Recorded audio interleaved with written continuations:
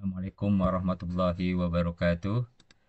Pada kesempatan kali ini saya akan menjelaskan tentang salah satu isu di dalam pengukuran, khususnya di dalam penelitian survei, yaitu Common Method Bias atau Common Method Variant, CMB atau CMV.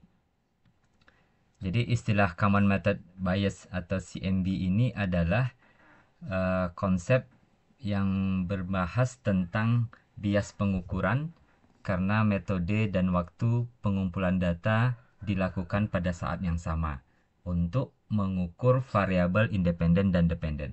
Jadi intinya ketika kita melakukan suatu pengukuran, khususnya penelitian survei, kita cenderung akan melakukan pengukuran variabel independen dan dependen. Nah, ada satu potensi bias yang kita namakan adalah common method bias ya. Jadi karakteristik utamanya adalah biasanya penelitian ya dilakukan pengukuran penelitian atau semua variabel itu ya dilakukan dengan metode yang sama, misalkan dengan menggunakan skala Likert gitu ya. Kemudian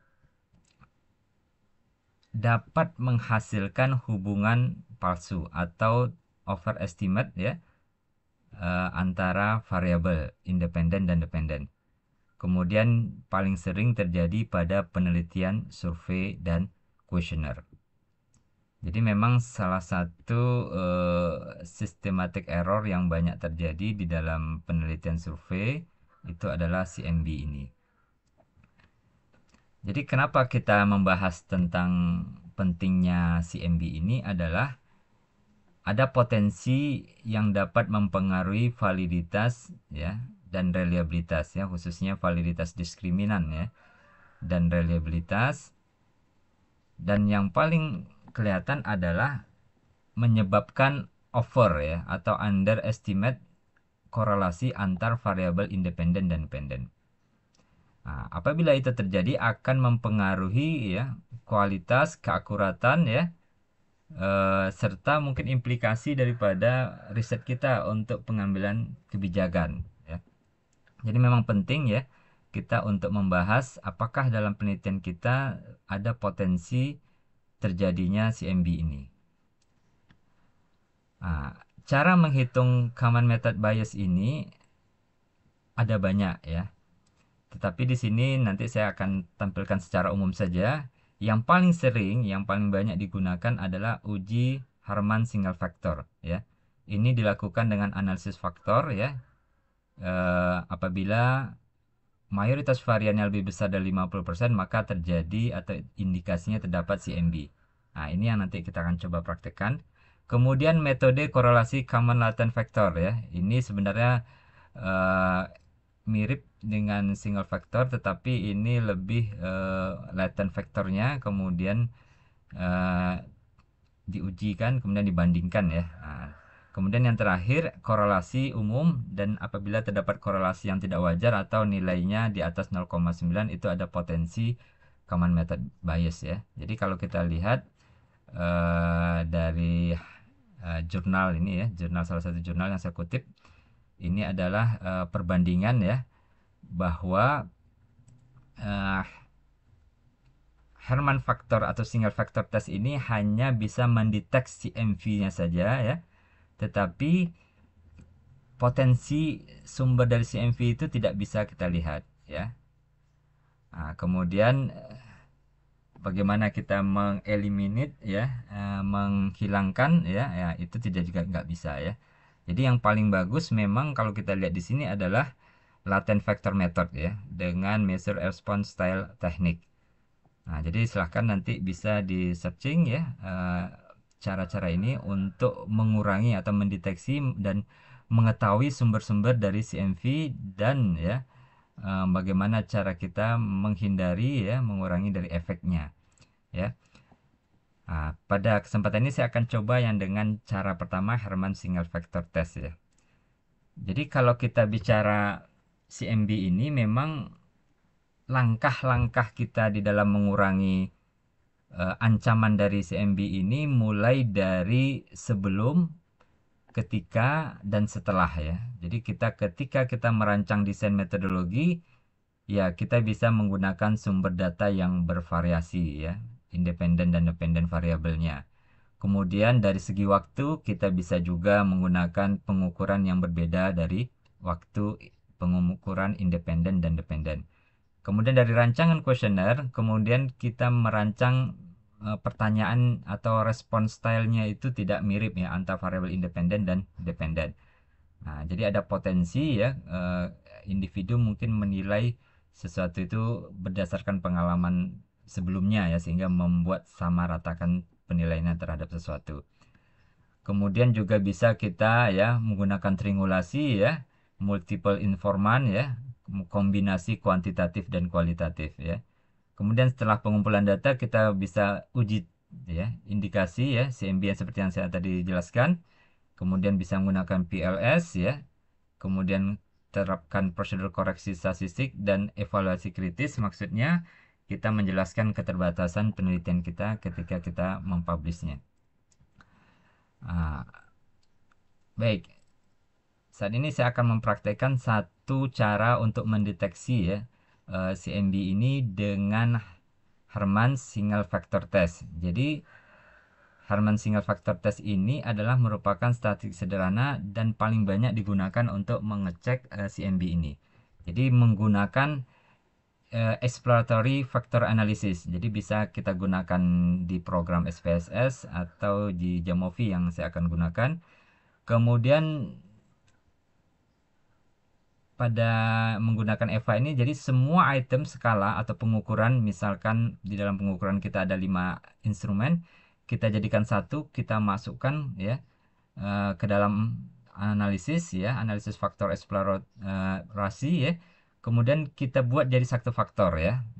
Kemudian kita lihat apakah berapa terbentuk faktornya dan nilai agent value-nya lebih besar dari satu untuk menjelaskan varian agregatnya. Nah, CMB terdeteksi jika satu faktor menjelaskan lebih besar 50% varian dari satu pengukuran itu. Jadi intinya adalah kalau dia lebih dari 50% berarti ada potensi atau CMB dalam pengukuran kita. Jadi kita bisa lihat misalkan ini ya, ini riset yang saya lakukan misalkan ya tentang niat adopsi kendaraan listrik ya. Nah, di sini ada 4 variabel yang independennya, ada kepedulian lingkungan, norma personal, sikap, kemudian persepsi manfaat gitu ya. Nah, ini misalkan saya menggunakan model Likert semua ya. Dalam satu waktu saya mengambil data variabel independen dan dependen. Kemudian langkah berikutnya adalah kita ya bisa masukkan ya. Kalau saya di sini di Jamovi ya. Di Jamovi. Nah, di sini kita bisa lihat ya apa namanya nilai daripada nanti kita praktekkan nilai daripada variannya itu 25,6%. Berarti kurang dari 5% ya. Jadi ini kita buat satu faktor ya. Satu faktor nilainya dari 5 skala itu 25,6% ya. Jadi kurang dari atau kita pilih agent value-nya itu eh yang lebih ini ya. Oh, ini yang tadi ya. Yang 25,6% ya. Jadi ini saya masukin Jamovi, jadi kita pindahkan semua item-itemnya yang 5 instrumen itu, kemudian bisa kita klik. Yang paling penting di sini adalah kita kalau ya bisa kita buat fix satu faktor ya. Nah, ya, kemudian kita klik factory summary ya, ini ya. Nah, ini 25,6%. Kemudian cara yang kedua atau yang kita menggunakan agent value, kalau agent value-nya di atas satu, di sini ada dua faktor.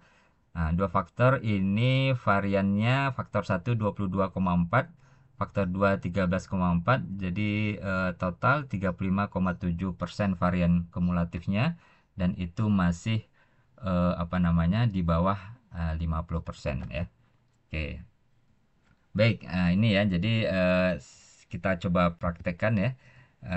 Di sini saya akan pakai Jamovi ya. Jadi Jamovi ini ya salah satu program statistik yang free ya, seperti mungkin R, kemudian ada yang Aduh, saya lupa ya. Ah, caranya yang pertama kita pindahkan ya instrumennya, kemudian ini ada instrumen ya, kepedulian lingkungan 1 2 3 sikap, kemudian ya norma personal, niat, kemudian persepsi manfaat ya. Kemudian cara yang pertama kita bisa klik fix ya. Nah, kita buat satu faktor ya.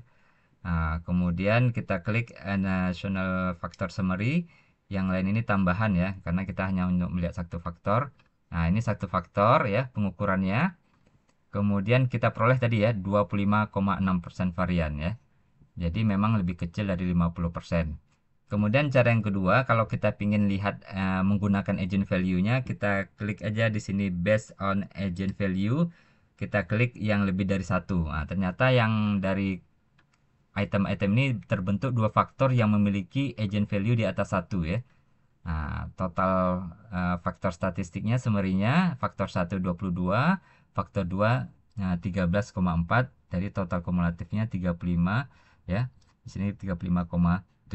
Jadi masih ya masih di bawah 50% ya. Jadi demikian ya penjelasannya untuk mendeteksi ya eh, CMB ini dalam penelitian kita, dan ini kalau kita lihat banyak digunakan ketika kita mempublish ya di jurnal-jurnal internasional, dan biasanya melaporkan salah satunya adalah tentang Kalman method bias ini. Baik, demikian, semoga bermanfaat. Saya akhiri. Assalamualaikum warahmatullahi wabarakatuh.